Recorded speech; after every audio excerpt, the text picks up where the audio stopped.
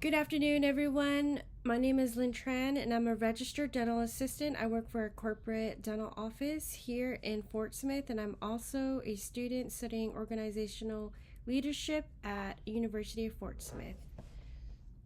Today, you're my classmates and my professor, Dr. Merritt, and fellow professionals. Some of you are headed into business administration, organizational leadership. Some of you are also into healthcare, and many of you into both industries. I designed this presentation so every single person in this room can see themselves in this topic. Let's get into it. Good afternoon, everyone. Today you are my audience, my classmates and professor. Some of you come from business administration, some of you healthcare, and some of you from both. I want all of you to see yourselves in this topic because crisis communication is not just a dental problem or a business problem. It is a universal leadership skill. A crisis is any event that disrupts normal operations and shakes trust among patients, customers, employees, or the public. Dr. Tardif and Dr. Buck reminds us in Chapter 6 that professional communicators must be ready to deliver difficult messages at any time, whether you sit at the front desk, work chairside, or manage or corporate office. This applies to you.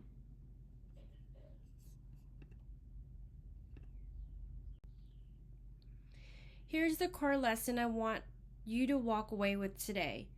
People do not always remember what went wrong. They remember how the organization responded.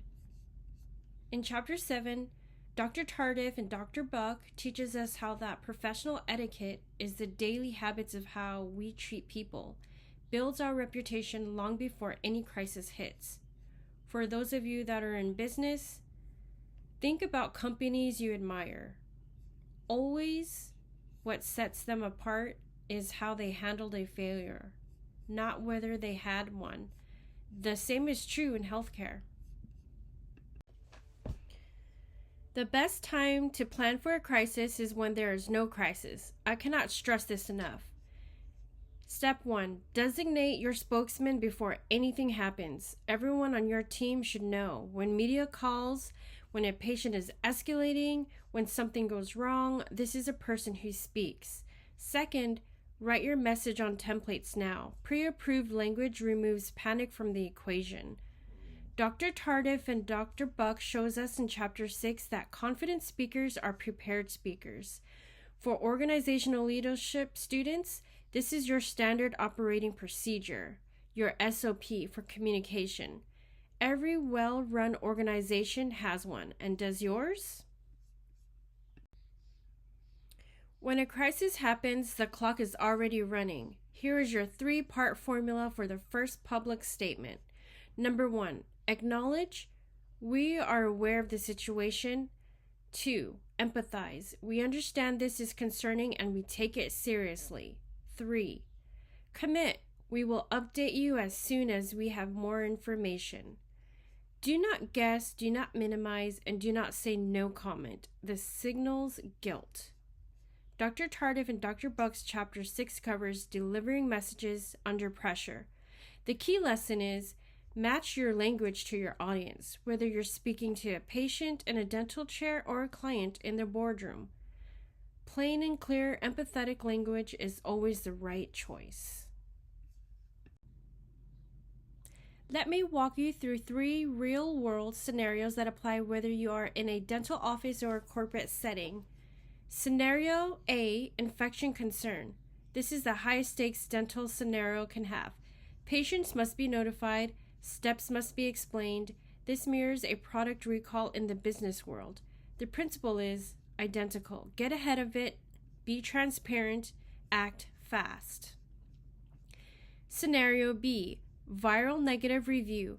Both dental offices and businesses live and die by online ratings today.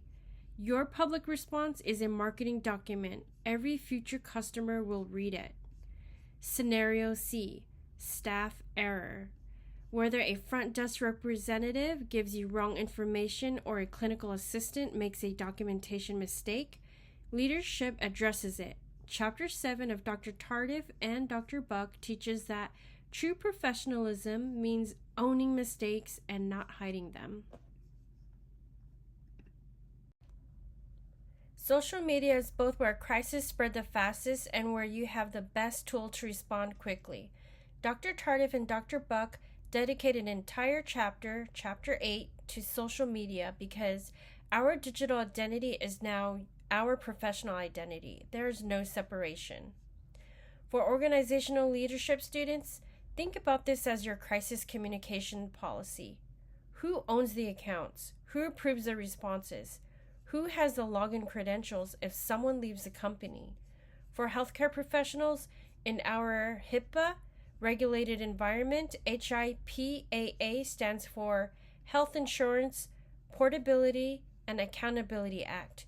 You can never include patient details in a public reply. Always invite them offline. Short, professional, solution focused every time. No expectations. Recovery is where most organizations either regain trust or permanently lose it. Step 1. Reach out personally. A phone call from a dentist or department head is worth 1,000 automated emails. People want to feel seen, not processed. Step 2. Make your changes visible. Update signage, revised policies, new training certificates on the wall.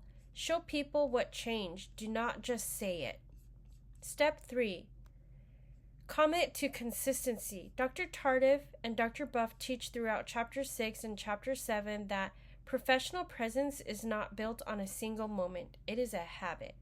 For any organizational leadership, classmates, think of this as your brand recovery roadmap.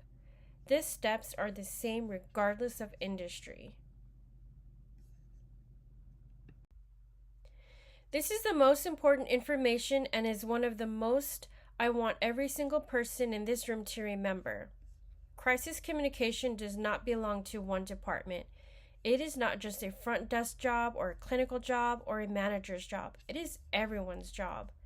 In the dental office, the front office is the voice of the practice, scheduling, greeting, billing, and reviewing.